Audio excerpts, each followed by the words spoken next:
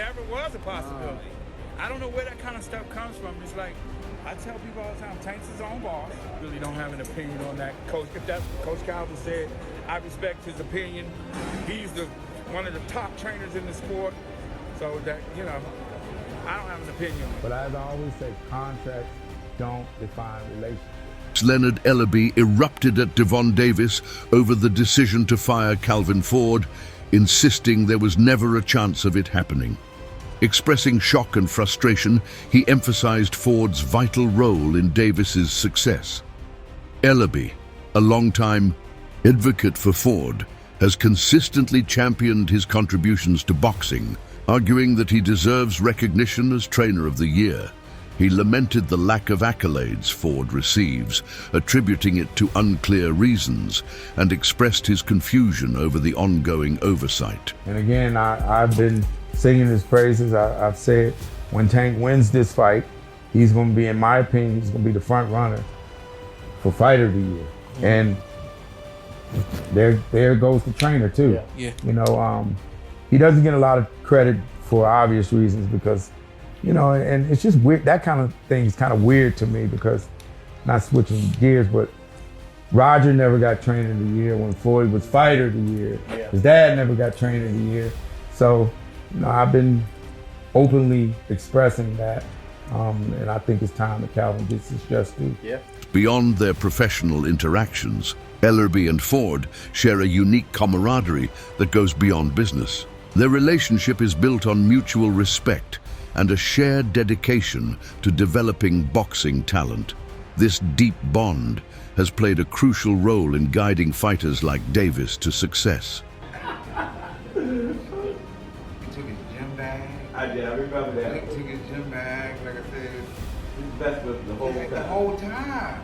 The whole time. That was a classic day. We got so Yeah, that's a classic. I mean, but that's how this fight reminded me of, you know, but I didn't know other backstory. Oh yeah. There's a lot of history with them guys. A lot of history. So this is gonna be real. Leonard Ellerbe has been with Mayweather Promotions since its inception, playing a key role in promoting fighters like Davis.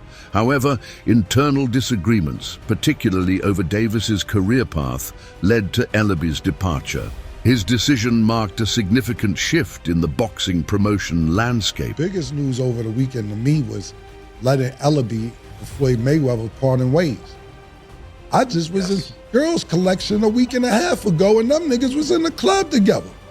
So to see Leonard Ellerbe, who started off, as far as I know, I'm not even talking about Grand Rapids, Michigan, or anything else when they growing up. He started off in the corner with Floyd.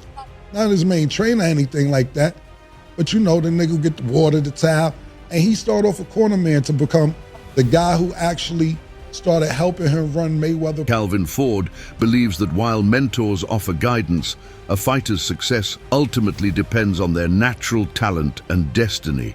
He insists no one can take full credit for Davis's achievements, emphasizing that Davis's potential was evident long before outside influences. Important was it for Tank to learn? That was the blessing. That wasn't my work. That wasn't Tank work. That wasn't Floyd work. It was the stars, the moons, or whatever, bringing them together to create greatness. So we can have this greatness carry us to the next generation. You showed humbleness on stage at the press conference today, giving it immense props to the guys at the other side of the table, to Tank, to Goose, and to... I grew up off them. I grew up off the legends of what they did when we was watching boxing, when they said boxing was great. Boxing still is. Leonard Ellerbe has consistently praised Gervonta Davis's exceptional skills, power, and dominance in the ring. He credits much of Davis's growth to Calvin Ford's rigorous training and mentorship, acknowledging the coach's vital role in shaping him into a formidable boxer. I'm very, very confident Tank beats all those guys. All those guys. You name, any of them you name, Tank can beat them.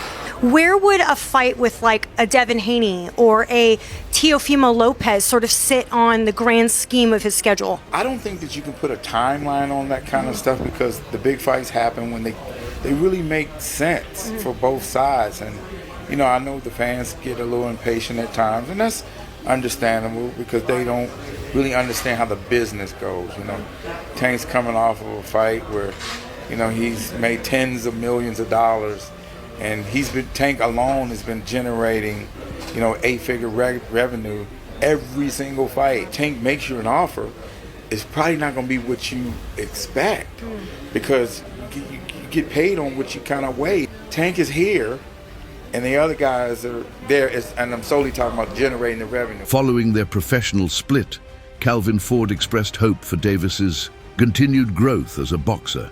He stressed the importance of Davis finding a trainer who can challenge him and push him to new heights, reflecting his genuine concern for Davis's career progression. Best for him. I'm hoping that he do what I need him to do. You know what I'm saying? You see how I asked him, are you ready? You know what I'm saying? Because I need somebody that's going to really push things so I can see different levels of it. This time I had a chance to step back. And everybody keeps saying, they changing up stuff. No, we ain't changed up anything. It's the same thing we always do. You know? Going into the, you know, the training camp, how was it? Or you said you stepped back a little bit. Well, how was it, you know, splitting the time? Or how's it going to be splitting the time to No, this Saturday is something night? that we do all the time. You know what I'm saying? Right now, y'all know all I got to do is speak. Then take out history since I was a kid. When I stepped in the gym, B said, yo, I'm glad you're here now. He watched him. He said, boom. And I see the light in Tank. You know, I just can't wait to see all of that come together. Fight night. How's going back to, you know, being in the corner, how do you see Gervonta right now, you know, just being in camp? Because at first when we talked to him in the press conference, he was very open about retiring and he was done. And now he said that... Y'all have to understand. He's a young man. He have a family. He want to do something. Enjoy something. Don't, you know, take some time. I took a little bit of time out. You know what I'm saying? It refreshes you. Get you back on that. You know, so tonight, you know, he had a chance for me not being around him a lot. You know what I'm saying? And I stepped in and I seen how he missed me and how I missed him. You know what I'm saying? I just can't wait to see. Calvin Ford often reflects on Davis's early years, remembering how he displayed exceptional skill even as a young fighter, often surpassing his peers. Davis frequently referred to Ford as a father figure, emphasizing the deep personal bond they shared beyond the boxing ring. It was playing, he'd smack the shit out of the kid, then tell him to go get their parent, then tell him why he was playing. and I used to sit there and trip off. He said, y'all shouldn't be playing with older guys, you know what I'm saying? When you playing with older guys, they supposed to check y'all, you know what I'm saying? And I said, damn, I taught him good. You know, you don't play with your elders or talk, you know, out of line with them and whatnot. And I think Tank liked that. Tank liked that because, you know, them two used to be together, man. I used to watch them and whatnot. And I had another kid in here. He used to say, man, your father the best, man. I wish they was my dad. And that's when Tank used to always say, that's my dad, coach, right there. You know what I'm saying? And it was just a family-orientated situation, man, that you couldn't get around it, man. How does it feel having young men at the time, but now grown men calling you dad, and you're not their biological father? Yo, it's scary. Does that put a different pressure on you? Well, I'm gonna tell you when it really hit me. One day I was in camp with Tank, and he had this little daughter, and he said, "That could pop right there." You know what I'm saying? And it made me broke down inside, and I was like, "Damn!" And when I look at him, man, I still hear little Tank, but I know he's a grown man now. You know what I'm saying? Right. But it just shows you the work and the years that you put in, grooming an individual to become what he's going to become. The bond between Davis and Ford goes beyond the professional. Davis has acknowledged Ford's uncanny ability to anticipate his moves in the ring, knowing exactly when he's about to dominate an opponent, highlighting their deep connection. Matter of fact, before they stopped it, I said every time I stop somebody, I call it out, didn't I? Every time he come in the corner and talk to him, I said, yo, what you doing? He'll look this way, he'll look this way. He's about to stop. Can I start touching him more and more? when they gonna give him the credit for one of the smartest boxers. That was a beautiful boxing display. Yeah, You know what I mean? yeah. Smart. That's what I call. You wasn't looking for the knockout, but you was facing this shit. Yeah, he already seen it. He said, I can't That's get the hit. difference. And Tank was holding the conversation. Tank said, yo, how about Tank can't, every fight Tank come to tell me, I'm going to knock him out. He'll tell me, I'm going to knock him out. What's up? It's your boy Gervonta Davis. Make sure y'all like and subscribe on the Rise Podcast. Calvin Ford has consistently praised Davis's adaptability and skill, asserting his ability to dominate across weight classes.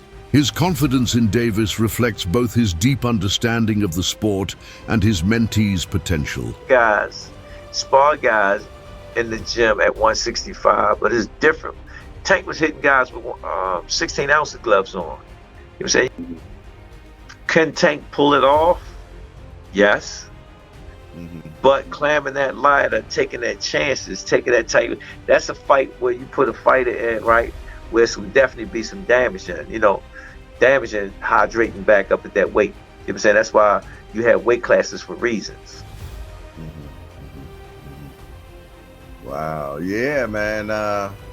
You gotta look at his last fight, and then his last fight, he struggled to make 140. Let's keep it real. One of Ford's greatest strengths as a trainer is his deep understanding of Davis's mindset.